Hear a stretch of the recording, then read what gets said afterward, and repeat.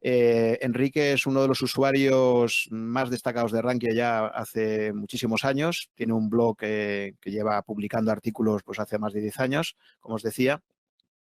Y la verdad es que para mí es un placer hoy que pueda darnos una clase de forma tan didáctica que la suele hacer Enrique sobre lo que supone invertir a largo plazo a través de un plan sistemático.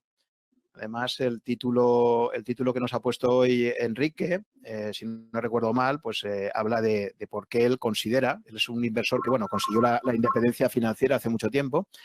Y la verdad es que, bueno, pues es un inversor que yo siempre he admirado por su clarividencia, digamos, por haber conseguido la independencia financiera hace muchísimos años y por ser una persona que, como él ahora nos explicará, se siente absolutamente tranquila y razonablemente feliz invirtiendo a largo plazo. Lleva ya más de 45 años invirtiendo y seguro que esa experiencia acumulada pues es mucho. También os recuerdo, bueno, pues Enrique, fijaos si lo valoro, que fue la primera persona que entrevisté para mi podcast, el episodio número 1, donde ahí, el que tenga curiosidad al final de esta charla, si aún no lo ha escuchado, pues os invito a que lo reproduzcáis, donde Enrique, conversando conmigo, pues explica lo que han sido esos más de 45 años de experiencia en los mercados.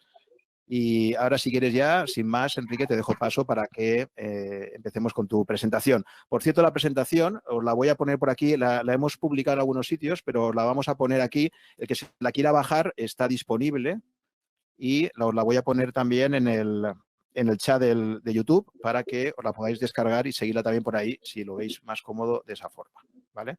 Ahora mismo os la publico. La tenéis ya publicada en el chat de YouTube y ahí vais a poder descargarla y tenerla presente si no queréis estar siguiéndola por la pantalla de Enrique. Enrique, cuando quieras empezamos. Muchísimas gracias por estar esta tarde con nosotros. Gracias a vosotros por invitarme. A ver, vamos rápido, que vamos un poco tarde. A ver, empezamos sentando lo que va a ser la piedra angular de toda la exposición, es decir, el fundamento o axioma del cual vamos a derivar todos los razonamientos posteriores. Y es determinar de los diversos factores, que hay muchísimos, que influyen en el éxito o el fracaso de una carrera inversora, cuál es el más importante. El más importante, según mi opinión, es el azar en su doble acepción. Es decir, azar como casualidad o caso fortuito y azar como desgracia imprevista. O sea, de lo cual hay ahora mismo un estupendo ejemplo. Entonces, claro, esto no deja de ser, me podéis decir, esto no deja de ser una opinión tuya, Enrique, y como tantas otras. Evidentemente, en el mundo pues hay 7.700 y pico millones de opiniones, como hay 7.700 millones y pico de culos. Cada uno tiene su opinión. Pero hay opiniones más fundamentadas y opiniones menos fundamentadas, como hay culos más bonitos y culos más feos. Entonces, es una opinión bastante fundamentada. Yo no he querido entrar en terrenos excesivamente teóricos porque, claro, si empezamos a hablar de sistemas complejos, de caos determinístico, de leptocurtosis en las distribuciones con colas anchas o de si realmente la mejor modelización del mercado es el movimiento browniano o un vuelo de Levy truncado, pues digamos que os sonará todo a chino y es un poco absurdo. Entonces vamos a bajar al terreno más concreto, no al de la especulación teórica, pero sí deciros que no es simplemente una intuición que yo pueda tener de mi experiencia como inversor, sino que hay pues toda detrás, toda una teoría y unos estudios y unas personas con mucha densidad intelectual que han profundizado mucho en este tema y es algo bastante fundamentado, lo que no quiere decir que sea la verdad absoluta. Entonces, el azar como tal, esa incertidumbre irreductible que tienen los mercados, es por definición imprevisible e incontrolable. ¿Qué podemos hacer? Pues podemos gestionarlo. Es decir, podemos identificar y aprovechar los azares que van a ser favorables para nosotros y minimizar el impacto de los desfavorables. Nada más que eso, pero nada menos que eso. Y entonces, con esto, una vez que hemos aceptado el azar, nos encontramos un poco en lo que dice Howard Marks, que es un señor, es el presidente del fondo oportunista o popularmente buitre más importante del mundo, ¿no? Que dice esto de que los pronosticadores se dividen entre los que saben que no saben y los que no saben que no saben. Entonces, a ti lo que te toca es decidir si eres de unos o de otros. Cuando partimos de este planteamiento, digamos, sabemos que no sabemos. Y esta es una forma de saber, porque nos permite descartar todas aquellas cosas que son ruido, que son irrelevantes y que no nos van a aportar nada en nuestra inversión, y centrarnos en aquellas cosas que podemos conocer, que podemos controlar y en la que tenemos un margen personal de mejora y de aprendizaje. Y la herramienta que vamos a usar para ello es la planificación. Claro, la planificación, primero hay que entender qué no es, porque aquí en todo el mundillo este de los mercados financieros se generan muchas expectativas en la gente y hay mucha charlatanería. Entonces, no tenemos planificando nuestras inversiones, no vamos a encontrar una fórmula mágica para ganar dinero, ni para batir a los índices, ni para saber lo que va a pasar en los mercados. No. Lo que vamos a tener es un recurso que va a inclinar un poquito a nuestro favor la ruleta de los mercados, pero siempre vamos a estar dependiendo de factores externos que no podemos controlar. Y lo más importante, y es lo verdaderamente importante de la planificación, si somos capaces de desarrollar una buena planificación, vamos a dotarnos de una fortaleza psicológica que va a ser muy importante a la hora de afrontar episodios como el actual de volatilidad en los mercados. Entonces, ¿cómo se concreta esto de la planificación? Bueno, hay una serie de pasos que voy a exponer a continuación, aclarando que, claro, como inversores particulares, porque yo soy un inversor particular, no soy un profesional, hay cosas que podemos delegar en profesionales y hay cosas que no podemos delegar en los profesionales, que son propias de nosotros y que tenemos que tener muy claro, porque si no, por muy bueno que sea el profesional en el que eventualmente deleguemos, estamos abocados al fracaso. O sea, él no nos va a salvar de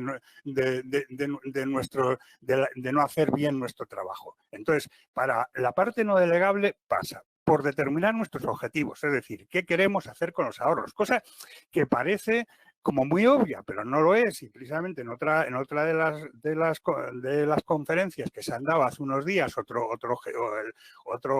el representante, otro gestor automatizado, pues decía lo que le alucinaba, el que le empezaran preguntando eso al inversor y que la gente pues que no terminaba de tenerlo claro. Era un poco un ejercicio casi por parte de ellos, de empezar a hacer tomar conciencia de la importancia de saber a dónde queremos ir. Si no, no vamos a ir a ningún sitio. Luego, tenemos que determinar el importe de nuestras aportaciones y su forma de aportación en el tiempo, que es algo muy personal de acuerdo con nuestra capacidad y nuestra mentalidad. Y tenemos que determinar, y eso también es muy importante, un plazo para la inversión, que es el que nos va a marcar nuestra meta. La inversión debemos de considerarla pues como una liga. Es decir, lo importante al final es el resultado al final de la inversión. Es decir, tú puedes estar en puestos de descenso en la jornada 4 y campeón en la 38.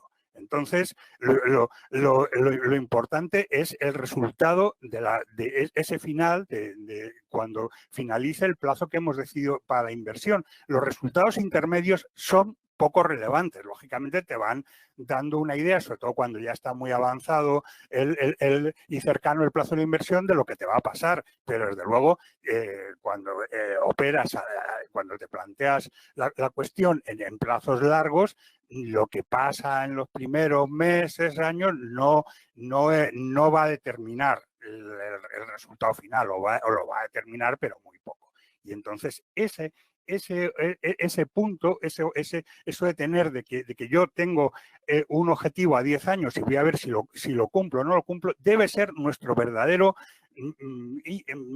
referencia, lo que se llama el benchmark en los mercados, y no obsesionarnos con índices o con historias. No, yo me propongo ganar tanto y bueno, pues lo conseguiré o no lo conseguiré, pero yo tengo un objetivo y voy viendo si lo cumplo o no lo cumplo. Bien, entramos en el tema de lo que puede ser delegable, lo que no quiere decir que deba ser delegable, es decir, y que además que se delegue todo, sino que se puede delegar hasta un punto y luego ya ceder el testigo o a alguien que nos lo haga o delegar todo. Las dos fórmulas tienen sus ventajas y sus inconvenientes y es una cuestión de elección personal. El primer objetivo delegable es establecer unos objetivos de rentabilidad que sean acordes con los objetivos personales y con las posibilidades de nuestra inversión, que es un poco por donde van este tipo de test que hacen los gestores automatizados, es decir, intentar ajustar en función de las posibilidades de la persona el tipo de cartera, y ese tipo de cartera va a determinar, va a ser lo fundamental en la rentabilidad que vayamos a obtener, como ya se ha dicho hace poco, lo del 85-15, ¿no? El siguiente paso es buscar los instrumentos de inversión más adecuados. Y hay que tener en cuenta en los instrumentos de inversión, además de que sean adecuados a lo que pretendemos, el coste económico, es decir, cuánto nos va a costar las famosas comisiones de gestión, etcétera, y el coste de oportunidad, es decir, sobre todo cuando no, claro, si delegamos, el coste económico va a ser bastante mayor, pero si no delegamos vamos a tener un coste de oportunidad de tener que atender a esa gestión, y eso también lo tenemos que valorar. Y luego, en este mismo paso, pues ahí, una vez que hemos determinado los instrumentos de inversión, estará en la determinación de cuánto van a pesar. El siguiente paso es imaginar los escenarios, como se suele decir en Spanglish, es decir, las situaciones que pueden darse en la evolución de nuestra inversión a lo largo del futuro, el tenerlos de alguna forma previstos de antemano y que no nos cojan de sorpresa. Y esto es muy importante porque porque ahora, por ejemplo, con lo que está pasando, si esto lo tenemos ya previsto como una posibilidad, lo vamos a encajar mucho mejor a lo que le está pasando a muchos inversores que no eran conscientes de que estas cosas podían ocurrir y que se están encontrando con un shock. Entonces, elegimos una estrategia de inversión que sea acorde con estos objetivos y preferencias personales, lo cual también nos llevará, así delegamos a quién debemos de elegir, que sea alguien que sea capaz de desarrollar esa estrategia de inversión de manera solvente, y si no, pues la desarrollamos nosotros. Y luego ese delegado o nosotros hay que establecer un conjunto de reglas que van a dar respuesta a esas situaciones que va a haber en el mercado, a esos escenarios. Entonces, claro, hay una cosa que se llama la gestión discrecional, que es que no hay reglas concretas, es decir, que no hay unas reglas cerradas, sino que se va viendo la situación del mercado y se va reaccionando. Esto es un conjunto vacío de reglas, o sea, no deja de ser una regla que no hay reglas. Yo no lo considero nada aconsejable, pero bueno, es una posible opción. Entonces, claro, todo lo que he expuesto hasta ahora es muy abstracto, muy así etéreo, y la forma mejor de entenderlo es, yo me planteé cuando volví a llevar el blog, es decir, si yo cuento todas estas cosas, pues la gente va a decir, todo esto es muy bonito, muy bien, pero bueno, pero a ver, vamos a ver cómo se concreta esto. Bueno, pues como un ejercicio, dije, bueno, pues vamos a hacer con una pequeña cantidad de mi patrimonio, la voy a separar y voy a diseñar un plan que va de inversión que nos va a servir de ejemplo de todo lo que hemos estado describiendo anteriormente. Entonces, ese plan, bautizado como Quique Junior, constituye pues toda la serie de artículos que llevo publicando desde hace año y pico. Hay otros previos antes de iniciar el plan y otros históricos de mi primera etapa hace ya muchos años, ¿no? Pero realmente ahora lo que estoy dedicado en el blog es fundamentalmente, ahora de manera exclusiva, pues que yo intentaré en la medida de disponibilidades de tiempo, de que no sea de manera exclusiva, hacer un artículo mensual sobre Quique Junior. Entonces, ¿cómo concretamos todo lo que hemos puesto aquí arriba? Bueno, pues objetivos de Quique Junior. Aquí hay un dinero ahorrado previamente y al final va a ser muy probable la necesidad de disponer de él al final del periodo que he establecido, por razones ya biológicas incluso, ¿no? Porque ya estaré en la cuarta edad. Entonces, ¿qué objetivos he definido? Pues un objetivo mínimo que es pues, obtener una rentabilidad mayor que la que podrían dar los depósitos bancarios en el mismo plazo, acumulados, que ya merecería la pena haber hecho el plan, aunque sea una rentabilidad muy, muy pequeña. La verdad es que ahora el listón está muy bajo, pero también el mercado está muy difícil. Las dos cosas, y una cosa tiene en parte que ver con la otra. El objetivo básico, y este es el objetivo básico que debería ser el de todo inversor, es el mantener el poder adquisitivo. Hay una cosa que se llama inflación, de la que ya os he hablado antes Samuel, que lo recordad que se llama, que de manera invisible está deteriorando nuestro poder adquisitivo. O sea, aunque tengamos, pensamos que porque tengamos la misma cantidad que teníamos hace un año, pues tenemos la misma cantidad y no es la misma cantidad. O sea, entonces el gran objetivo de la inversión es mantener el poder adquisitivo asumiendo riesgos, hay que asumirlos porque la alternativa, si tú te mantienes dentro de lo que es una cuenta corriente o depósitos a muy corto plazo, que ahora ya ni siquiera existen, está prácticamente garantizado que vas a perder poder adquisitivo, porque la retribución que vas a recibir por esa seguridad que te están dando, pues va a ser negativa y vas a tener menos dinero en términos reales del que tenías, aunque en términos nominales, por los intereses de los depósitos, parece que tienes más. Dice, vale, yo es que ahora tenía 1.000 y ahora tengo 1.100. Vale, muy bien, pero el problema es que con esos 1.100 compras menos cosas que con los 1.000 de antes, con lo cual no has hecho un buen negocio. Y esa es la clave por la cual tienes que salir un poco al mercado y arriesgarte y asumir la posibilidad de que las cosas, pues intentando mejorarlas, salgan peor, pero bueno, no queda más remedio. Y luego hay un objetivo óptimo que es obtener una pequeña rentabilidad, o sea, es decir, adicional, o sea,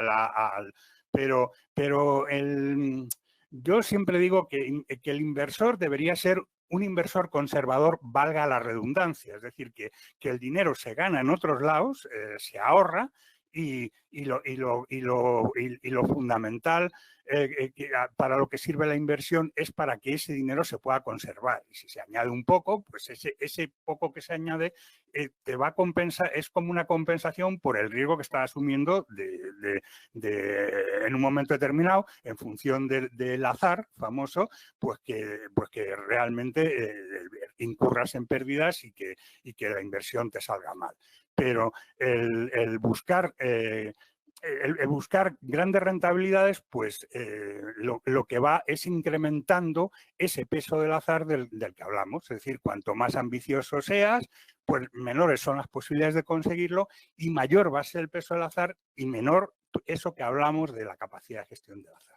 Entonces, en el caso de Quique Junior, la cuantificación concreta de su objetivo, que está detallada en uno como todo lo que aquí voy a hablar a continuación, en uno de los artículos de la serie, pues la establecí en el 4,03% al final de los 10 años y del 3,37% suponiendo que al cabo de los 10 años el IRPF siga siendo el 19, claro, será el que sea, pero es, digamos, el tener una referencia. Y esa referencia es muy importante y con esa referencia cada mes lo estoy comparando, como veréis desde hace meses los que lo seguís, lo estoy comparando con la rentabilidad que tiene el plan. Es eso que se llama técnicamente lo que llaman mi benchmark, o sea, no si el índice no sé qué o no sé cuánto, sino yo quiero ganar esto y si gano más mejor, si gano menos peor y según lo que gane menos, pues a lo mejor mal, pero vamos, es a lo que miro. La aportación es una aportación, se hizo una aportación única de 18.000 euros al principio y cuantificando en función de lo que he puesto antes, eso serían 8.700 y pico euros brutos y 7.000 y pico netos. Entonces, hay otro mundo que es el de las aportaciones periódicas, de cómo crear un plan. Esto yo lo empecé a hacer, pero me es muy complicado el poder compatibilizar las dos cosas por cuestiones personales y está un poco aparcado, que no quiere decir olvidado y que es algo que yo espero poder abordar. Entonces, lo cual no quiere decir que no hablemos de todo este mundo en el turno de preguntas. O sea, y además yo en algún artículo pues he hecho reflexiones al respecto, uno sobre todo, que es el que comparaba la aportación, hablaba sobre las comparaciones entre hacer una aportación inicial o repartir, cuando tú tienes un capital, pues cuando tienes una capacidad de ahorro cada mes, son aportaciones periódicas sí o sí, o sea, pero cuando tienes un capital, si tienes que invertirlo de golpe o invertirlo a lo largo del tiempo, y los pros y los contras de las dos cuestiones.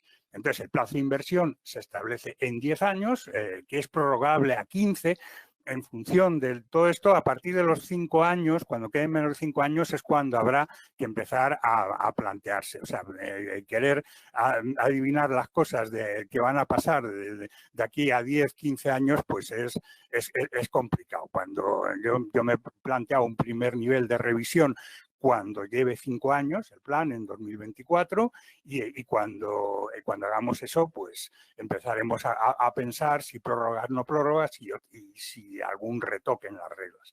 Desde luego, mientras no lleguemos a esos 5 años, las reglas del plan son sagradas. Y la regla número 1 es que no se quebrantan las reglas bajo ningún concepto.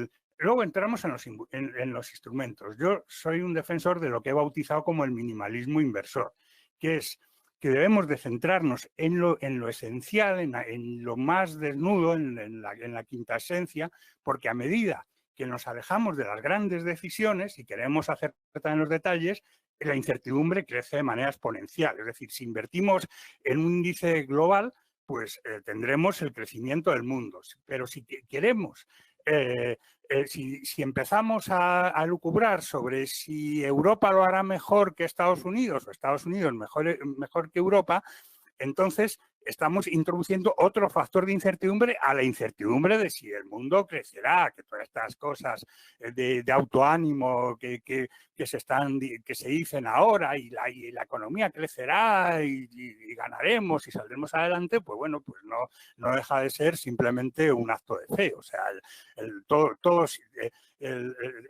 futuro es algo cerrado, sombrío y en esto, como en todos los órdenes de la vida, pues tenemos que afrontar la incertidumbre y afrontar la posibilidad de los peores escenarios. Pero cuanto más empecemos a meterle apuestas, mayor incertidumbre, menos va a depender el acierto de nuestra capacidad para determinar la mejor opción en esas opciones que hemos tomado, y más va a depender de la suerte. Pues entonces vamos a quedarnos en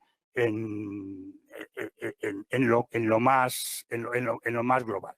Entonces aquí metí en Quique Junior hay un fondo de inversión en renta variable de muy bajo coste, un TER de 0,30 y muy diversificado. El mundo no es el mundo exactamente porque le faltan los emergentes, pero es que para estos niveles de dinero pues no es eficiente intentar replicar todo el mundo.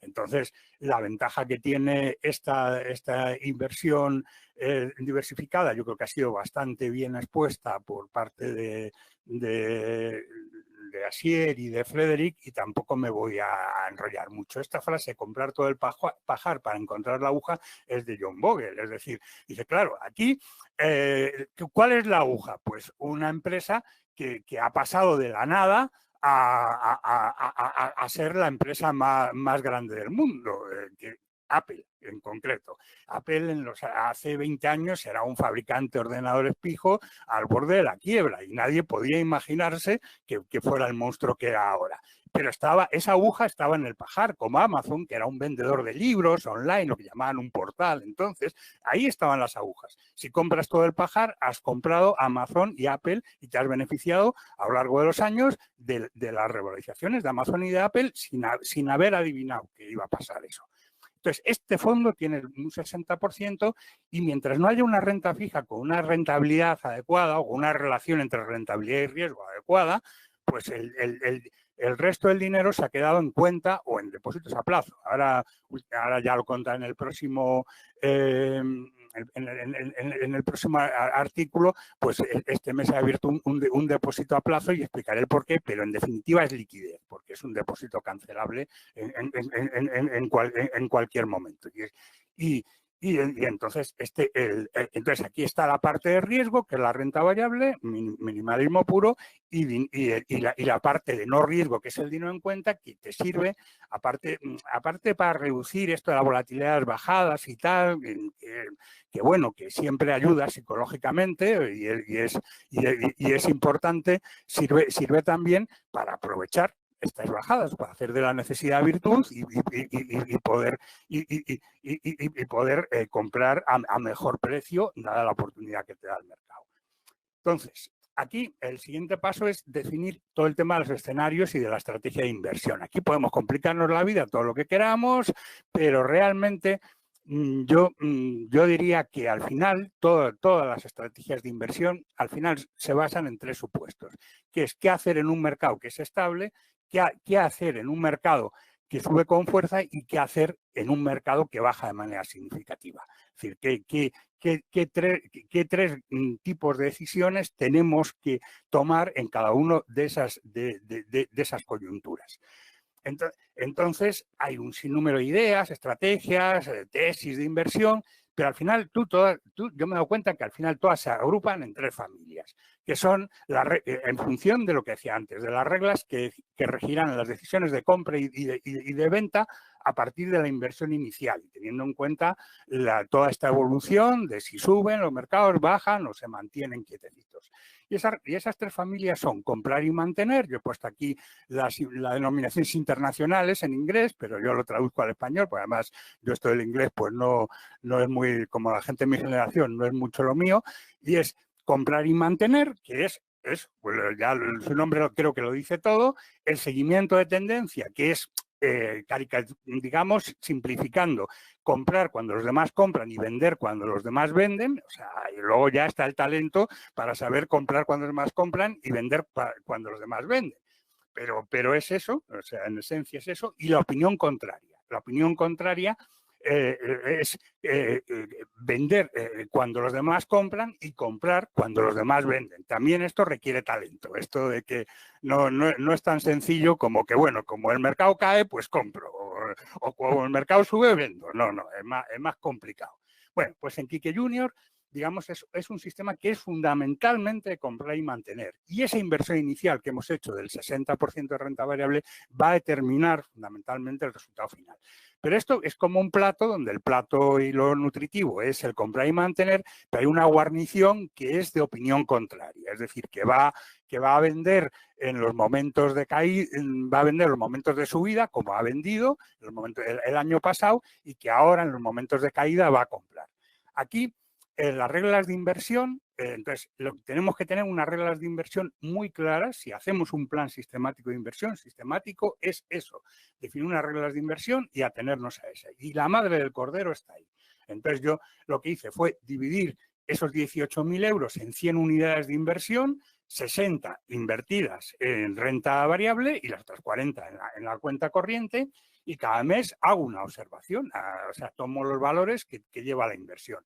Y aquí hay unas reglas en las que yo no voy a entrar, digamos, las he puesto, pero no voy a entrar en explicaciones porque ya es bajar demasiado lo concreto. Lo importante, como ya he dicho, es que esto está diseñado, estas reglas están muy diseñadas con esa idea de opinión contraria, y entonces cuando el mercado ha subido de manera enloquecida durante el año pasado, pues ha estado vendiendo, y ahora recomprará si sigue cayendo el mercado, o sea, no, poquito a poco, todo esto siempre muy poquito a poco, muy despacio, recomprará lo que ha vendido y además añadirá unidades de inversión adicionales tirando de toda esa reserva de liquidez, que claro, hay ahí para aguantar travesías del desierto de meses o años comprando sin ninguna prisa y con tranquilidad. Entonces, cuando no se cumple ninguna de las condiciones de las reglas, no hacemos nada. Mi idea era realmente, o mi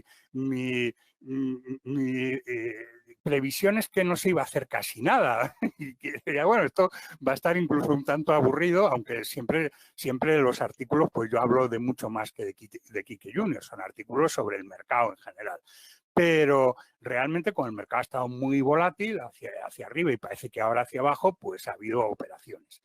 Pero vamos, en circunstancias normales, simplemente pues el piloto automático mantener el rumbo y que la inversión vaya subiendo. Entonces, ¿qué se consigue con esto? Pues es lo que yo, con unas comillas muy irónicas, lo he llamado la magia de la planificación. Cuando hemos definido unas reglas y nos atenemos a ellas, nos vamos a encontrar con un escudo mental frente a la volatilidad del mercado. Es decir, por lo menos con la volatilidad negativa, también con la positiva, pero esto hablaré ahora. Cuando la volatilidad es negativa, es decir, una caída, como la que ha habido en las últimas semanas, esa volatilidad se va filtrando como un bicho en nuestro cerebro y va creando unos sentimientos negativos, que he puesto una escala ascendente desde malestar hasta pánico. Entonces, para que esto no pase, pues esto es como un escudo mental. Nosotros tenemos una respuesta automática a estas situaciones y entonces la perplejidad y la angustia que es propia de ellas, pues queda eliminada, porque realmente nosotros ya sabemos lo que vamos a hacer. Nosotros tenemos unas reglas y esas reglas ya han previsto esta posibilidad. Y entonces, pues haremos una cosa cuando la cosa prevista para una situación así. También está la volatilidad positiva, que también tiene sus problemas. Y entonces también nos va a encauzar esos momentos de euforia, que hagamos acciones irreflexivas que dicten el miedo o la codicia. Cuando digo miedo en las subidas, es el miedo a que se caiga el mercado, y entonces nos salimos del mercado y nos quedamos esperando a que caiga. O sea, que esto va a caer seguro. Y va a caer seguro, y va a caer seguro, y el mercado subiendo, y el mercado subiendo, y el mercado subiendo. Y luego la codicia es lo contrario. La codicia es que hemos invertido una cantidad relativamente pequeña de dinero, pero claro, resulta que el mercado está subiendo y nos estamos contabilizando lo que estamos perdiendo. Tenemos un hashtag, me lo estoy perdiendo, y entonces estamos tentados de subirnos a este carro y de añadir. Esto, si se da ya en el que tiene, no quiere decir nada en el que no tiene y está fuera del mercado. Entonces, en los momentos tranquilos también la magia de la planificación impone una disciplina mental férrea. Es decir, que cuando el diablo no tiene nada que hacer, mata moscas con el rabo, y entonces podemos empezar a investigar cosas, a ver, en vez del plan, pues no sé qué, no sé cuánto. No, tú atente al plan y ciérrate mentalmente a otras cuestiones. Tú ya te lo has marcado, y si quieres, inicia otros planes. Si tienes capacidad y te lo puedes permitir, inicia otros planes con otros planteamientos, que no es una mala idea, si se puede hacer. Entonces, toda esta magia de planificación se puede resumir en una frase, que es: hoy no sé lo que el mercado hará mañana, porque nadie lo puede saber, y el que diga lo contrario es un charlatán, pero sí sé cuál va a ser mi respuesta. Lo que haga el mercado tendrá su respuesta adecuada y esa respuesta está prevista de antemano y no tengo que dedicar ni un minuto a tomar esa decisión que voy a tomar en un estado mental a veces de lo menos conveniente. Esto se diseñó tranquilamente, lo diseñé tranquilamente en una situación muy distinta de mercado y el artefacto está aquí ya libre para actuar en esta situación y en las que puedan venir. Claro, hasta aquí pues parece como la venta de la planificación y del plan sistemático y tal, como una venta. Y bueno, yo no vendo nada, yo comparto conocimientos y es bueno que seamos conscientes y no nos entusiasmemos demasiado cuando algo parece mágico. Esto no sé lo que es el mercado mañana, pero sí cuál va a ser mi respuesta, que tomemos conciencia de que nada es maravilloso y de que cualquier cosa puede fallar y por qué puede fallar. Entonces, esta es la parte, digamos, de por qué la planificación puede fallar, de análisis crítico. En principio puede fallar porque esté mal diseñada, porque no sea realista en los objetivos, esto de que quieras una rentabilidad excesivamente grande o quieras una volatilidad que no es acorde con el nivel de renta variable que tienes, en fin, o que no tienes prevista una situación como la que se está dando, que realmente en algún aspecto no tiene precedentes en la historia, lo cual es muy, muy interesante, pero bueno, nos sacaría un poco del discurso.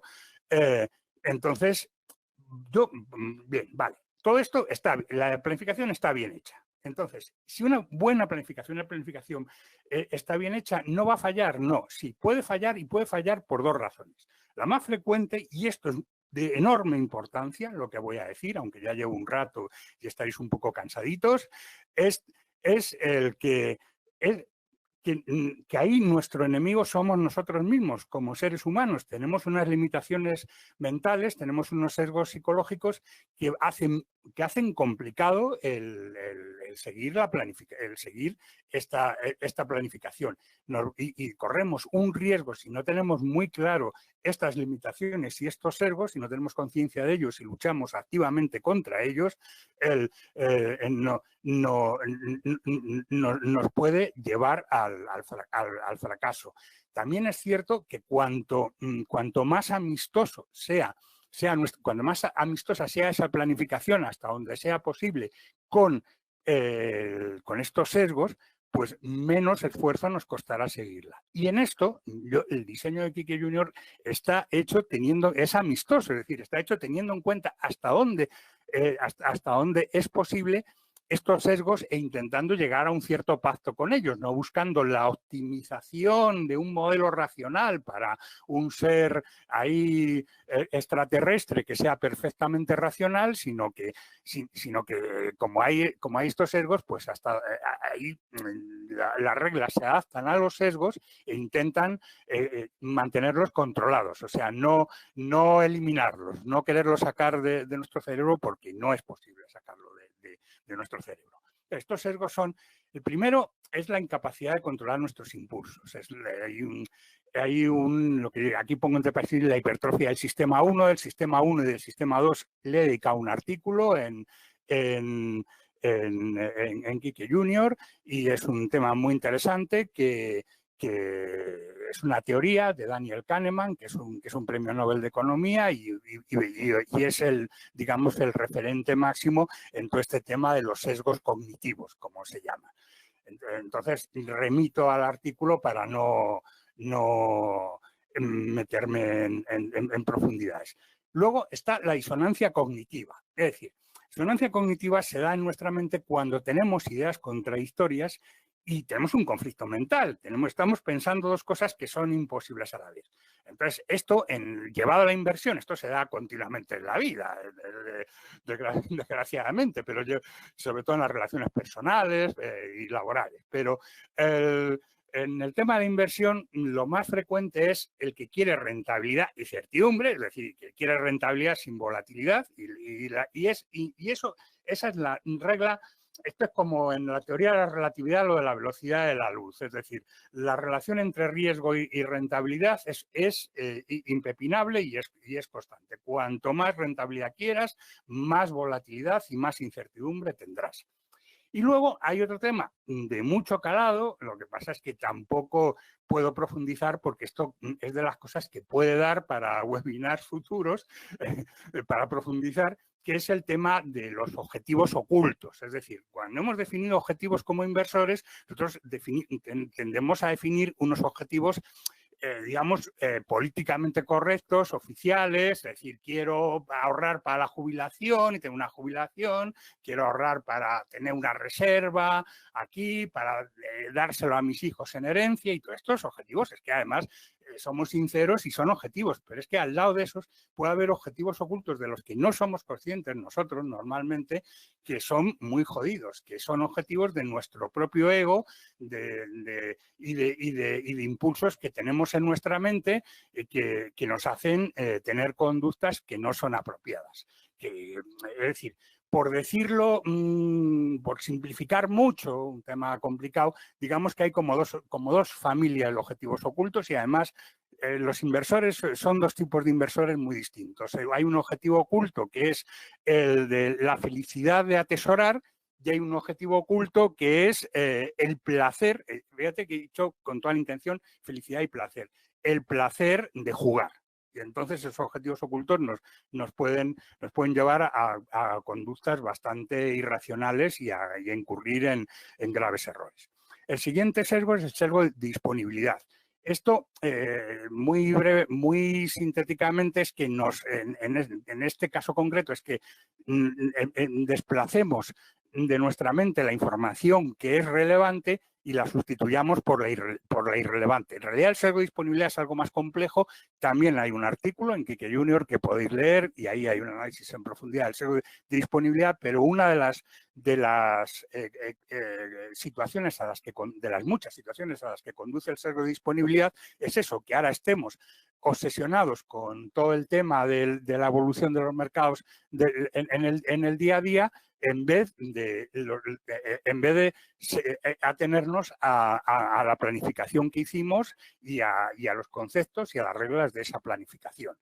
Y también a estar dando vueltas a referencias históricas que no valen para el presente, que toda esta charlatanería y los mercados en el año no sé cuántos cayeron como ahora y 20 meses después subieron no sé qué, todo eso ocurrió entonces, ahora no tiene por qué volver a ocurrir, o sea, no todo. Entonces, quitemos de la mente toda esa información irrelevante y centrémonos a la hora de invertir en aquello que es la información relevante, saquémosla. El siguiente sesgo es el de aversión, es también de una gran importancia, el de aversión a las pérdidas. Esto se puede resumir en que asumir las pérdidas que vamos a sufrir es muy doloroso, aunque sean temporales, aunque pues vas a remontar, saldremos adelante, lo que quieras decirte, pero que esto te duele cantidad. Y eso lleva a una serie de conductas que pueden ser desastrosas para nuestra trayectoria como inversores y que son la causa de muchos fracasos y de muchas ruinas. Es decir, ya bastante jodido es el azar para que encima le ayudemos tomando decisiones que en la mayoría de los casos van a perjudicarnos. Es la habilidad negativa de los inversores. El sesgo de confirmación consiste en que cuando tenemos tomada una decisión y nos hemos decidido por ir por un determinado camino, estrategia de inversión, etcétera, estemos continuamente buscando información que confirme nuestra opinión. Cuando nos va mal la cosa, buscamos información que confirme nuestra opinión o que nos da falsas esperanzas. La situación está realmente complicada y sin embargo, pues siempre habrá alguien que te diga que no está tan complicada. Y descartar el resto, descartar a la crítica a nuestra estrategia. Tenemos que tener una mente abierta a eso y si no, nos estamos engañando a nosotros mismos. Finalmente está el sesgo del exceso de confianza, es decir, creer que tenemos más conocimientos, información que el resto para tomar decisiones. Y entonces, este sesgo de exceso de confianza se suele dar en dos momentos. Cuando el inversor ya tiene una cierta cultura y empieza a pensar por sí mismo, ya ha aprendido los conceptos y se cree pues el rey del mambo. Es el adolescente, se ha pasado de la niñez al adolescente y es el adolescente rebelde, temerario, travieso y que puede liarla y que desde luego se cree que lo de sus padres y de sus abuelos es una cosa totalmente antigua y rancia y que él es el que tiene la verdad. Y luego también se da en los inversores muy expertos que terminan confiándose, sobre todo si tienen una trayectoria de éxitos, terminan pensando que esa trayectoria de éxitos se debe más a sus propios méritos que a circunstancias aleatorias. Y entonces van tomando cada vez más riesgos o van siendo incapaces de darse cuenta que a lo mejor esa estrategia que ha funcionado durante mucho tiempo, pues ahora ha dejado de funcionar y se la tienen que replantear. Bien, todo esto hay más sesgos importantes, el de anclaje, el de retrospectivo, pero bueno, no... al final, el de anclaje es interesante, pero igual nos va a salir en alguna pregunta y entonces lo explico. Salir por la pregunta que me hagan, ¿no? Entonces, todo esto, lo que en definitiva nos va a empujar continuamente a abandonar la planificación que nos habíamos trazado, la planificación que sea. No estamos hablando de aquí que Junior. Pues yo he decidido pues abrir cuenta en Finanbest y aportar 300 euros al mes. Esa es tu planificación. Y delego en Finanbest el que hagan. Bueno, pues ahora, qué mal, estoy asustado, y dejo de aportar. O incluso cojo y me he equivocado, lo siento, no volverá a ocurrir, y entonces voy y reembolso. Pues no. Si nos hemos fijado un plazo para esto, podemos replantearnos si la cartera que escogimos es la más adecuada o no es la más adecuada, si Finanbest es el más adecuado o no es el más adecuado.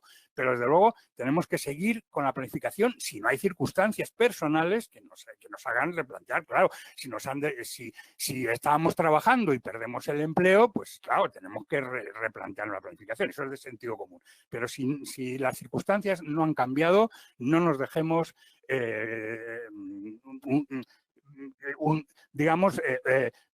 perjudicar por ese ruido, por esos momentos difíciles.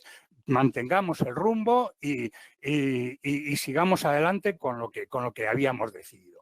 Porque es justo en estos momentos como los que atravesamos ahora donde la planificación es más necesaria y nos va a resultar más útil. Y luego también, y para finalizar, hay una cosa que sí puede producirse y que es muy jodida, ¿eh? O sea, esto, pero afortunadamente es muy poco probable que pase. Y es que haya cambios significativos y permanentes en el comportamiento del mercado y que entonces la planificación que hicimos quede cuestionada. Esto parece un poco oscuro y abstracto, pero yo, para ilustrarlo, de lo que puede ser un tipo de cambio de este tipo es lo que ha pasado con los tipos de interés en los últimos años y fundamentalmente a partir de la crisis con las políticas de interés cero. Eso hace que planificaciones que pivotaban mucho sobre la renta fija a largo plazo, pues hayan vivido un muy engañoso periodo maravilloso y feliz, pero que ahora estén en una situación muy complicada y que puedan vivir en el futuro situaciones que no estaban previstas, que no era razonablemente previsible en la planificación que se iban a producir. Y entonces, cuando es muy evidente, como en este caso, pues hay que replantearse, ajustar las reglas sin grandes modificaciones para adaptarlas a la nueva situación. Es decir, a lo mejor, pues eso, debo tener en vez de menos bonos a largo plazo y más liquidez, por ejemplo, para ilustrar lo que digo. Y sobre todo, si no es evidente, si no es una cosa evidente y ahí no sé qué, no le demos demasiadas vueltas, esperemos al final del plan, porque hay fenómenos que al final son transitorios, lo modificamos y tenemos que arrepentirnos. Y esto nos lleva a una conclusión final, y es que aunque tengamos un horizonte muy grande, o sea, decir, bueno, pues 30 años, o sea, porque yo tengo 35 y esto es para mi jubilación a los 65, sí que debemos de hacer planificaciones no excesivamente grandes, teniendo en cuenta que el horizonte más amplio nos puede permitir digamos, permitirnos unos lujos que no nos permitiríamos si solo fueran los 10, 15 años pelados, como es mi caso ahora, pero sí que debemos de pensar a estos niveles de 10, 15 años y hacer cada ese periodo, hacer toda una revisión a fondo de todo, porque en 10 años son una eternidad y las cosas pueden cambiar mucho. Y nada más, o sea, ya un poco a vuestra disposición para lo que queráis comentar. Yo entiendo que todo esto es muy denso, por ser tan denso dije, bueno, yo voy a colgarlo en la nube para que sea accesible. Le mandé un mensaje a los suscriptores del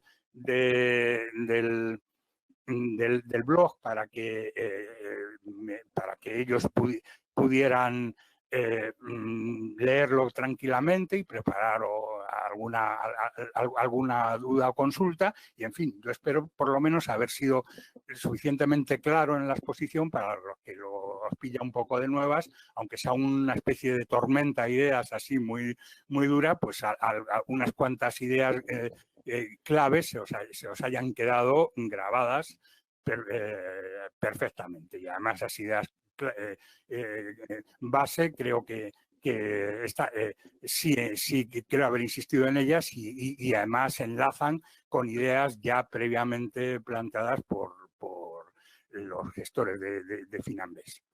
Y nada más, os agradezco mucho vuestra asistencia y el haberme escuchado. Muy bien, Enrique, pues muchísimas gracias por esta presentación. Creo que ha sido bastante clara. Es cierto que es densa. Ha ayudado mucho, yo creo, el que pudiéramos ir siguiendo tu guión, pero aún así seguro que habrá gente que necesitará que se le aclaren bastante algunos puntos. Entonces, si te parece, vamos a abrir ahora el turno de preguntas. Yo también te voy a hacer alguna pregunta mía directa. Tenemos aún 35 minutos hasta las 8, o sea que Estupendo. Pues vamos a intentar aprovecharlo. Y yo quería empezar haciéndote una pregunta mía. Creo que al final, en la situación actual, más allá de un plan sistemático de inversión, somos todos humanos y me gustaría saber un poco tu impresión personal. Tú eres una persona que tienes la grandísima ventaja de llevar en los mercados ya casi 50 años, ¿no? Cosa que muchísima gente de los que te escuchamos aún no hemos podido decir. Con lo cual creo que tienes una perspectiva histórica bastante superior probablemente a la mayoría de asistentes. Yo quería preguntarte, esta actual crisis, un poco esto es intuición pura y dura, evidentemente, esto es un poco feeling, ¿no? Olfato, pero ¿dónde crees que la vamos a situar históricamente? ¿Crees que va a ser más un 2008-2009 con esteroides, digamos, un poco amplificado? ¿Va a ser un 1929? ¿Puede ser al final una crisis como la que tuvimos de la gripe española, que ahora yo creo que es un momento muy interesante para releer la historia de la crisis de la gripe 1918-19 y eso unido a la Primera Guerra Mundial? No sé un poco cómo situarías globalmente esta actual crisis o cómo crees que lo van a ver los libros de historia dentro de 20 o 30 años. Yo sé que es un ejercicio un poco de reflexión, pero bueno, me gustaría saber un poco tu opinión, que eres una persona que llevas muchísimos años en los mercados. Sí. Ahora mismo todavía no está cristalizada la situación lo suficiente como para saber si esta crisis figurará en los libros de historia como una de esas grandes crisis que tú describías o como una anécdota, o sea, como un... O sea, claro, porque tú has puesto una serie de escenarios extremos, dando por supuesto que todo esto pues, va a ser algo extremo. ¿Por qué? Pues es porque el ruido del mercado es tan ensordecedor ahora mismo que te tapa la posibilidad de escenarios relativamente menos dramáticos. Entonces, estos escenarios están abiertos también Y eso también hay que tenerlo en cuenta. Es decir, ¿cómo pasará? Pues ahora mismo no podemos saberlo.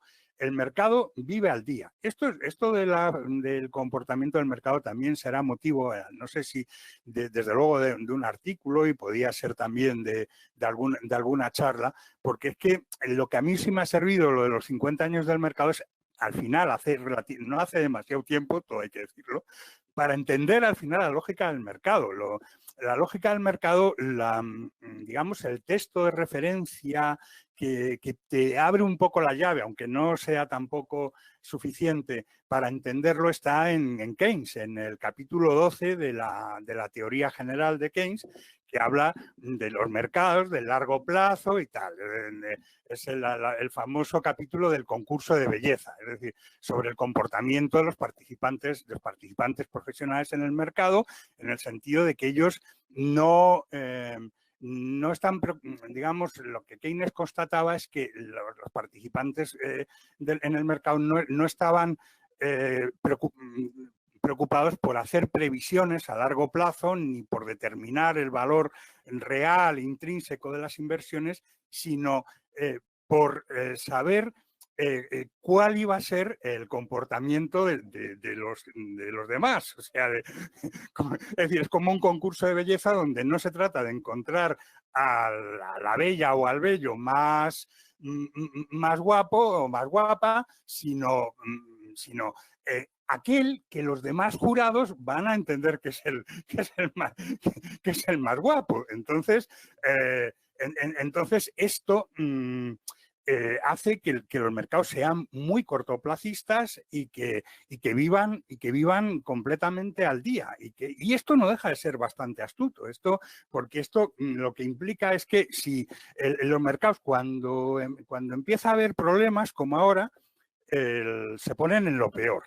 Y a medida que van incorporándose nueva información, se van poniendo en lo peor de lo peor si esta información es negativa. Y si no, reaccionan y se acabó. Y así sucesivamente. Y entonces no puedes... ¿Por qué? Porque se dan cuenta de que el futuro es imprevisible. Y entonces van viviendo un poco al día y van viviendo con aquello que pueden conocer. Y eso que pueden conocer en circunstancias normales son unas previsiones de evolución económica a 3-6 meses. Entonces, ¿qué ha pasado ahora? ¿Y qué es lo que ha llevado a una situación de pánico probablemente sin precedentes en los mercados, la de esta semana pasada? Es que en esta situación lo que ha pasado ahora es que esa capacidad de hacer previsiones a 3-6 meses, no más, y tener esa ventana y estar jugando en eso y viendo cómo se mueven los otros, como decía Keynes y tal, y ver si me puedo anticipar y tal, en función de mis análisis, pero siempre con una perspectiva, esa visibilidad ha desaparecido. O sea, no estamos ante una situación completamente nueva. No, porque sí es verdad que tiene que ver con el 18, pero es que en el 18 no había globalización, no había capacidad real de luchar contra las epidemias, pues murió un montón de millones de personas, y además la guerra mundial impidió por la censura a la prensa el que esto se conociera hasta que estaba muy avanzado. Entonces es un precedente nuevo que además, y esta es una reflexión muy, muy importante, ligado a la globalización, pero ligado a algo que va más lejos que la globalización, y que Juan, como buen talebiano, me entenderá, que es el problema de la fragilidad de las actuales estructuras sociales, económicas y políticas de los mercados. La fragilidad en el sentido que desarrollan Nassim Taleb. Es decir, son cosas terribles. Le hemos creado unas estructuras terriblemente complejas, con unas interacciones terriblemente complejas, que son tremendamente frágiles, que cualquier pequeña alteración genera el famoso efecto mariposa de unas alteraciones brutales y que son imprevisibles. Y esto es lo que verdaderamente tiene aterrorizado a fecha de hoy al mercado. Es decir, el miércoles pasado hubo algo muy jodido, que es muy poco frecuente, se llama en el argot del mercado el risk-off, que es que hubo ventas, ya había mucha debilidad en todos los activos, pero ahí hubo ventas a lo bestia en todos los activos, no en la bolsa. Vale, la bolsa pues está muy mal, vamos a una recesión, la economía se paraliza, pero es que, claro, el oro, activo refugio, pues vendiendo oro.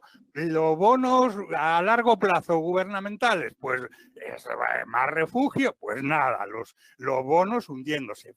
Los bonos hundiéndose, yo ahí tengo un indicador que puede ser anecdótico, pero que es muy expresivo y no es nada anecdótico, que son el activo más seguro que existe hoy a 30 años, o sea, partiendo de la base que 30 años nada es seguro, pero el activo más seguro que tú puedes encontrar a 30 años hoy mismo es el bono indexado a la inflación del gobierno americano, que es porque te garantiza la inflación americana, pero te garantiza el cubrir el poder adquisitivo. Antes hablábamos de la importancia de cubrir el poder adquisitivo.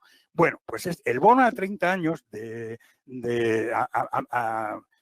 vencimiento 2050 salió con vencimiento 15 de febrero de 2050 a 99,26 en la subasta. Y al cierre del miércoles o jueves, no recuerdo, en un cierre esta semana, sí, que creo que fue al cierre del miércoles, pero en esta semana cayó a 85. O sea, había caído 85. Ahora se ha recuperado, además, el viernes se ha recuperado. ¿Pero por qué se ha recuperado? Porque se está metiendo dinero desde los bancos centrales en cantidades colosales. Y ese dinero no ha ido tanto a bolsa porque se ve que aquí va a haber recesión sí o sí, si no está yendo a este tipo de activos, pero se está sujetando. O sea, el mercado está ante esa falta de visibilidad, ante eso de que no puede hacer previsiones, se está yendo a la liquidez. Y entonces esta es la situación a fecha de hoy. Yo sobre el futuro, pues es que no sé lo que pasará. Ni lo sé ni me importa. O sea, yo sé lo que haré. O sea, a medida que vayan pasando cosas. O sea, no dedico mi tiempo a ver qué pasará. Describo un poco lo que es la situación del mercado o a fecha de hoy, y igual la semana que viene es totalmente distinta. Vale, siguiendo con el lenguaje talebiano de nuestro comúnmente admirado Nassim Taleb, ¿tú crees que este evento que acaba de ocurrir es un cisne negro? Sí, sin el menor género de dudas.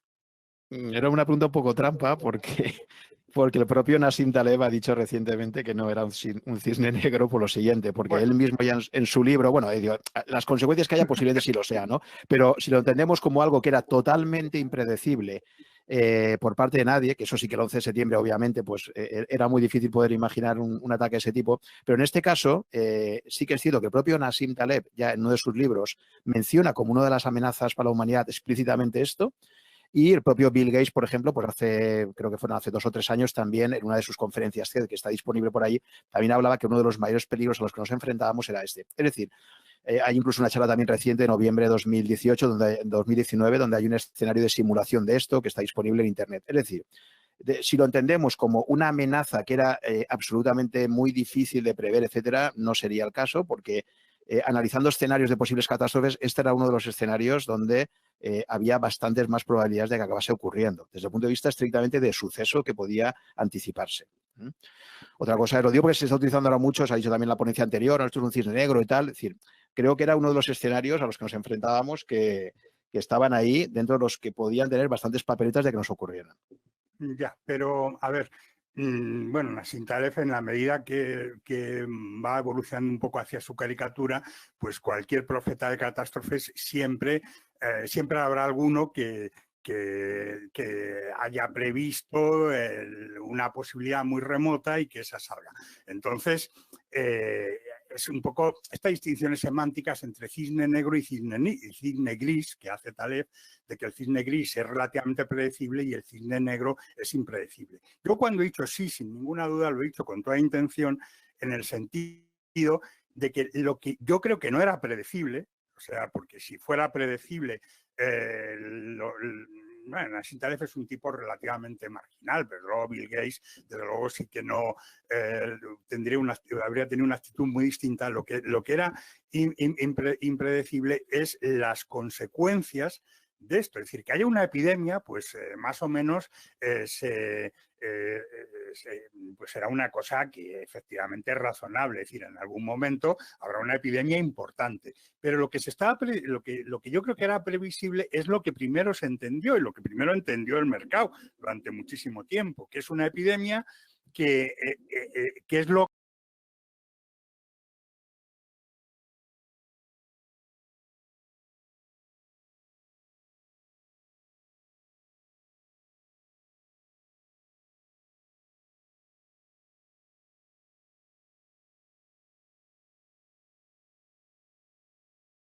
te está desestabilizando todo el entramado. Es decir, ahora mismo es como si todo el entramado estuviera temblando, como un castillo de naipes que ves que está tambaleándose. Entonces, esa sensación, que es una sensación que puede estabilizarse o puede no estabilizarse, ya veremos, esto no es predecible, esto yo creo que nadie lo podía prever. No sé si esto hay un ensayo de Nassim Taleb o un artículo o algo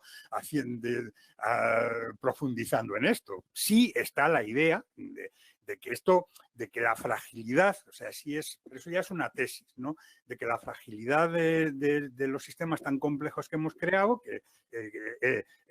hace muy vulnerable a que pequeños eventos se conviertan en cisnes negros. Esto es mi interpretación de Nassim Taleb, por lo menos. Y creo que ha acertado, es decir, esto es una muestra empírica precisamente de que esto pasa, podía pasar y ha pasado. Vale, yo la verdad es que le tengo que agradecer a Taleb. Por ejemplo, pues el 26 de enero ya publicaron un paper en Internet donde precisamente avisaban de que se tomaban medidas drásticas para reducir los flujos de viajeros desde China a todo el resto del mundo o iba a haber un auténtico desastre. Esto lo publican el domingo 26 de enero. Y bueno, a partir de ahí pues ya empecé a temerme lo peor como acaba ocurriendo. Vale, vamos a entrar ya en preguntas específicas que te hacen, Enrique. Bueno, al principio de la charla has hablado del 85-15 y había un oyente que quería que aclaras un poquito más qué era esto del 85-15. Sí, claro. Es que yo he seguido con absoluta atención la exposición de Frédéric y de Asier y bueno, perdón por entender que casi está hablando en clave.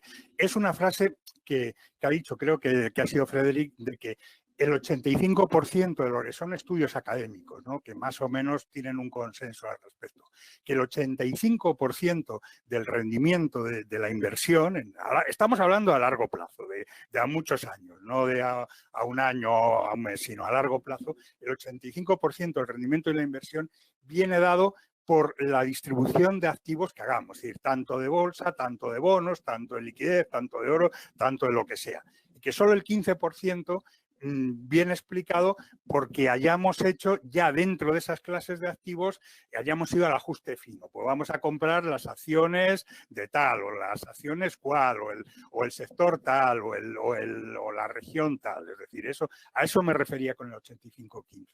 Que vamos, que es así, o sea, a lo mejor no es el 85-15 o eso es una cantidad que, como todas las cantidades, ojo con esto, como todas las cantidades que vienen de estudios estadísticos, no hay que tomárselas al pie de la letra y al milímetro, pero sí que lo fundamental va a estar ahí.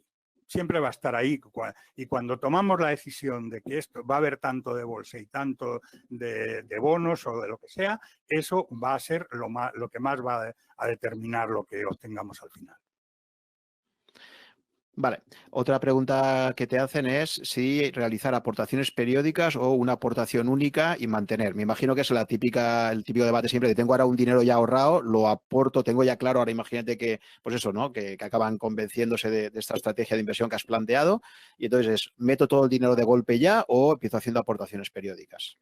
Hay un artículo dentro de la serie Quique Junior dedicado a esto y yo, digamos, que remito a esto y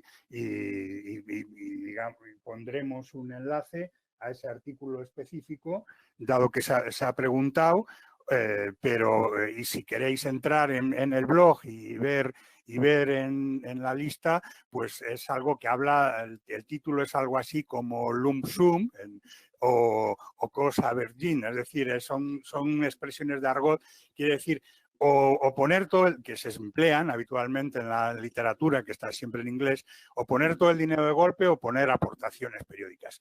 O sea, el artículo yo creo que profundiza más y además hay mucho que profundizar ahí porque yo voy más lejos digamos, en mi elaboración de lo que he puesto en el artículo, pero yo creo que como punto de partida está muy bien que lo leáis. Pero digamos que lo que dicen los estudios que están sesgados porque recogen un gran periodo alcista, o sea, se centran mucho los estudios.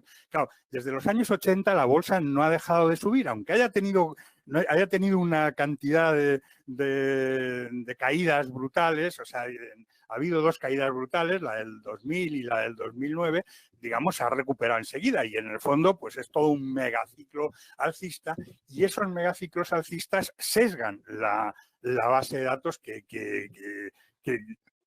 que disponemos y nos puede llevar a conclusiones. Es casi matemáticamente evidente que en ese entorno de mercado alcista, estadísticamente hablando, el poner todo al principio te va a dar más rendimiento que ponerlo en aportaciones periódicas.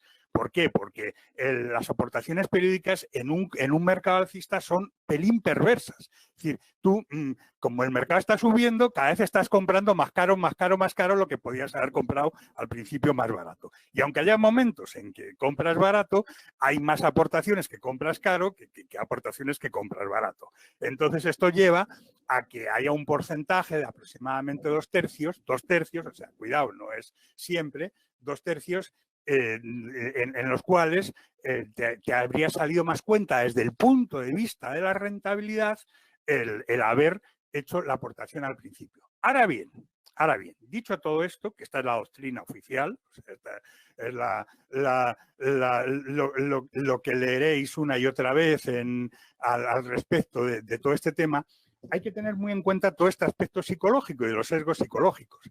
Y es que las aportaciones periódicas te permiten tener ese escudo mental del que hablaba mucho más fuerte cuando hay caídas. ¿Por qué? Porque en ese momento de las caídas tú estás teniendo ya dentro de lo desagradable que son las caídas, la cosa de que estás comprando más barato. Aquí es una reacción natural. Dentro del sesgo de aversión a las pérdidas es una relación natural del inversor. Entonces, esto, aunque sea menos perfecto, sin embargo, desde el punto de vista de considerarte un ser perfectamente racional, desde el punto de vista psicológico, te va a ser mucho más amistoso el coger, que es mi opinión. Cuando tú tienes una cantidad importante y tienes esta duda, coger una parte significativa, ponerla al principio y el resto repartirla a lo largo del tiempo, en un periodo más o menos largo de tiempo, dejándola en liquidez.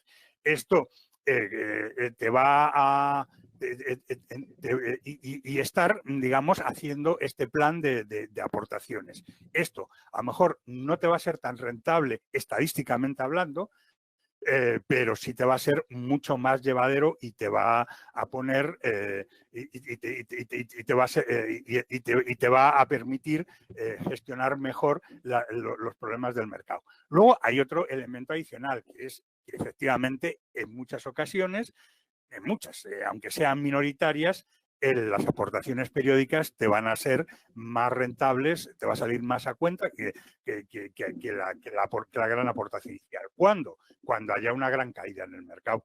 Y entonces tú, digamos, bajes el precio medio de compra desde el precio inicial al precio medio de compra que obtienes a través de esa serie de compras posteriores a precios más bajos.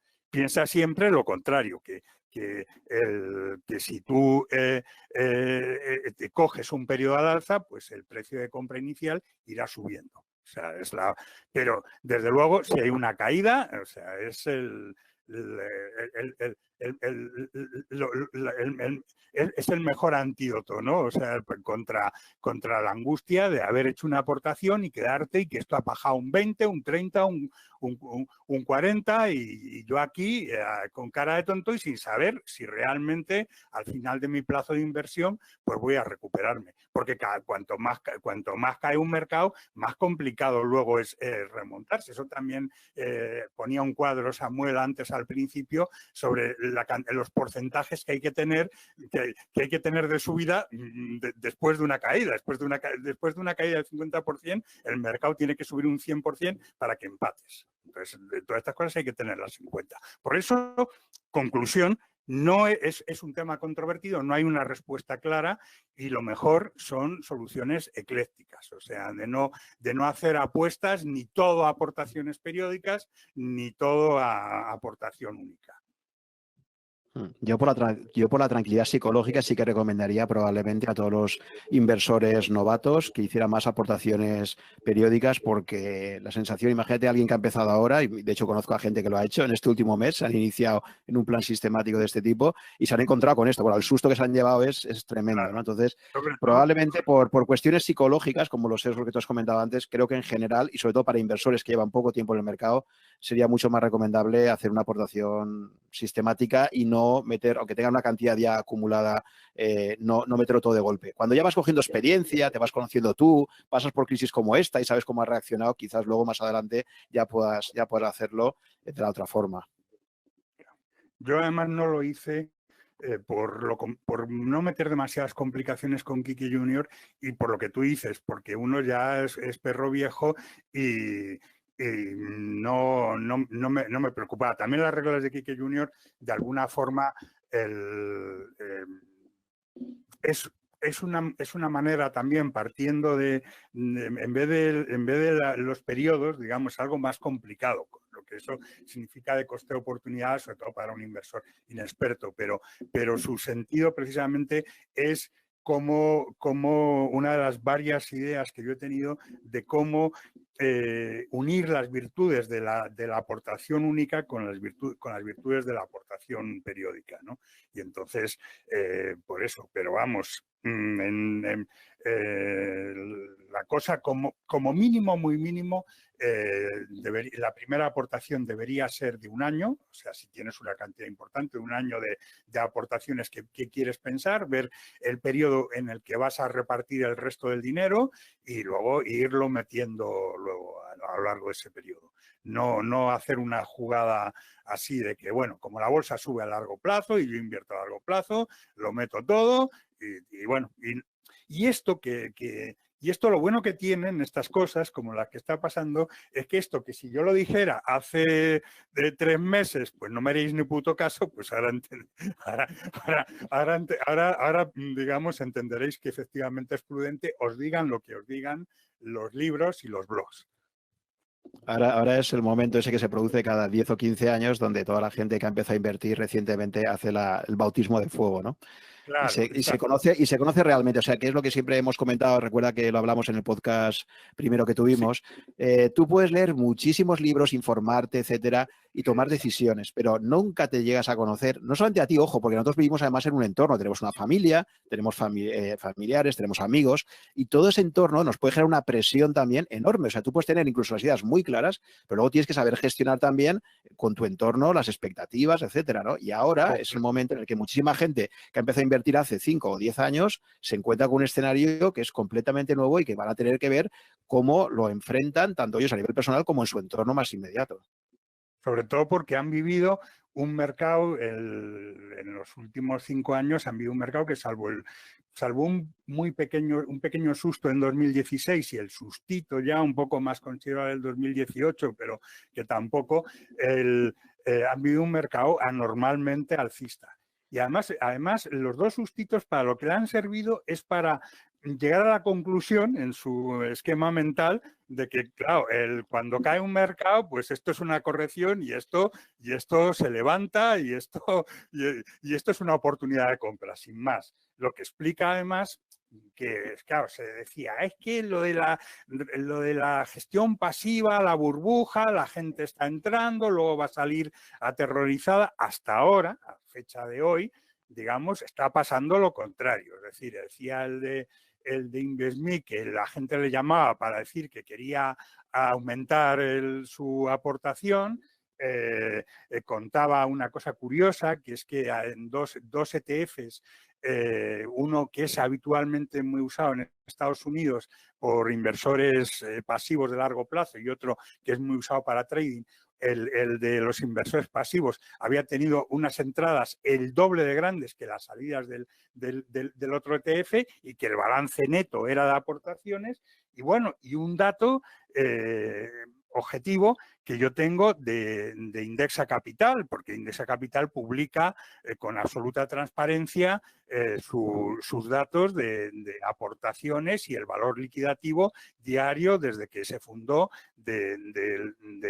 y el volumen de aportaciones que ha recibido de lo que gestiona. Entonces, el 18 de febrero de 2020, que fue el máximo histórico, digamos, de fondos gestionados por Indexa, el valor era de 408 millones y las aportaciones netas de 347.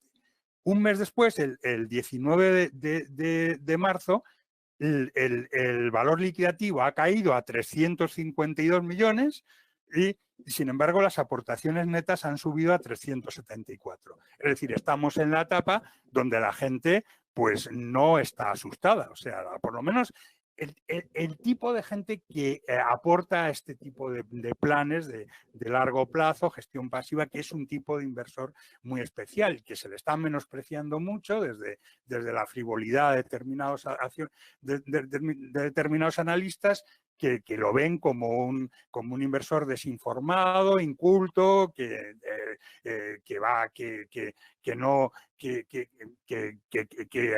cree que esto del mercado pues que sube a largo plazo y que no entiende las dificultades, y no es así, porque es que la labor de muchas personas dentro de este ámbito de la gestión pasiva de formación, lo que yo estoy haciendo ahora como mini granito de arena de una enorme montaña, también influye y es un factor que hay que tener en cuenta, y que a lo mejor la cultura de ese colectivo de inversores es mucho mayor de lo que se piensa y van a aguantar mejor de lo que parece. Ahora bien, si la cosa se pone fea, los va a ver que no aguanten. Es decir, es que esto es como el mar. O sea, en un mar en calma, con unas olas pequeñitas, algunos se marean, pero bueno, pero la mayoría de las personas no se marea. Pero cuando las olas son de 10 metros, pues ya las cosas son más complicadas. Y entonces, pues sí, habrá y en esto pues es inevitable que haya una selección, y en esto pues únicamente tener en cuenta esto, que una vez que nos hemos embarcado, tener muy claro que la peor decisión que podemos tomar ahora mismo es vender. Luego podemos replantearnos ya con calma, en frío, si esto fue bueno o malo, pero tengamos una perspectiva para poder hacer ese análisis autocrítico de si a lo mejor pues cogimos demasiados riesgos, etcétera, etcétera. Ahora ahora, en estos momentos, es fundamental el que se haya embarcado, aunque lo haya hecho en febrero, que mantenga lo que tenía programado. Vale, también quería preguntarte, Enrique, cómo ves, justo acabas de mencionar a InvestMe, que efectivamente hizo un webinar con nosotros hace un par de días. Hoy hemos estado con Finanbest, has mencionado también Indexa y sus datos tan transparentes. Son 3 de los gestores automatizados o robo-advisors que tenemos en España. Entonces, quería preguntar cómo valoras este tipo de gestores como una alternativa de inversión a hacerlo tú directamente a través del plan de Quique Junior. Sí, a través del plan porque cada persona se puede diseñar su propio plan a la medida. digamos, tienen una ventaja muy importante. Bueno, dos ventajas. La primera ventaja es que disminuyen mucho los costes de oportunidad, es decir, te hacen un montón de trabajo burocrático de suscribir los fondos, moverlos, reembolsar, atender a incidencias, etcétera, etcétera, que es un trabajo que es muy desagradable y que te puede llevar por aburrimiento, por cansancio, por falta de tiempo para dedicarte, te puede llevar a abandonar el plan. Te has trazado un plan maravilloso, pero llega un momento en que el tiempo dedicado a esto pues es grande y además la burocracia es complicada. Es decir, todo esto de los traspasos de los fondos es un lío. O sea, esto, claro, se traspasa y diferimiento fiscal. Estos son unos follones de la hostia, ¿no? Cuando tú quieres llevarlo personalmente y quieres controlar, o sea, porque claro, a lo mejor el fondo, el nuevo que has comprado te puede indicar el precio fiscal y separártelo del precio al que has comprado, pero lo que por desgracia pasa mucho es que solo te ponga el precio, el precio suyo, de lo que es su rendimiento, y el precio, digamos, fiscal lo tienes escondido y tienes que tenerlo controlado por algún lado. Es decir, hay un montón, vamos, en definitiva, hay un montón de cosas que hay que valorar. Y, o sea, que no es que se gane la vida por la patilla, sino que te aportan valor en este sentido. Y luego, pues está el hecho de tener una opinión, digamos, desde fuera, de verte y de analizarte desde fuera. Y esta opinión, con los test, con el perfilado, y esta opinión pues es un buen antídoto contra el sesgo de exceso de confianza. Es decir, indudablemente, esto también es una ventaja. Yo como mínimo, yo digamos que me haría los test, aunque no terminara de hacerme cliente, para ver si la valoración que hacen de mí en cuanto a asunción de riesgo es la que yo tengo. Luego los inconvenientes son los costes, o sea, de que tienes ahí un coste añadido y que es algo muy, muy rígido, muy paternalista, muy de que te meten en un determinado sendero y estás por ahí y no tienes margen de maniobra. Y esto para un inversor poco avezado, de verdad, esto es una ventaja.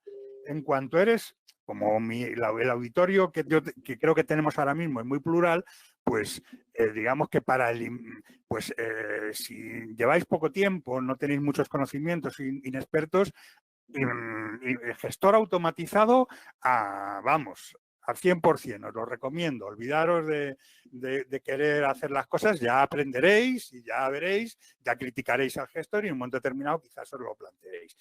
Las personas ya con más experiencia, más dominio, pues sí que se pueden plantear el diseñarse una cosa más a la medida de sus preferencias, de sus gustos, más flexible y puede que y más económica. Pero si no, el primer paso es el gestor automatizado. Y desde luego, y en esto también soy tajante, entre gestor automatizado y las ofertas bancarias de fondos y tal, vamos, ni pensárselo. Va a ser mucho mejor el gestor automatizado, y creo que Asier y Frederic lo han explicado con pelos y señales, todo el tema de los costes, de todo el mundo extraño y a veces bastante siniestro que hay entre las gestoras y las comercializadoras bancarias, huir de todo ese mundo bancario y para las inversiones buscar gestores independientes sin conflicto de interés. Muy bien, Enrique, pues muchísimas gracias por esta claridad en tus explicaciones, como siempre. Y nada, muchísimas gracias también a todos los que habéis asistido a este webinar y os emplazamos a seguir las actividades que está haciendo Rankia en todos estos días de largo confinamiento que tenemos, y ahora mismo pues os invitamos a participar en los aplausos a todos nuestros sanitarios. Muchas gracias, Enrique. Muy bien, venga, muchas gracias a vosotros, a vosotros también habría que aplaudiros por estar como aquí un fin de semana dándole a la gente entretenimiento y formación, aparte de entretenimiento útil. Vale, pues muchísimas gracias. Un abrazo. Venga, hasta luego.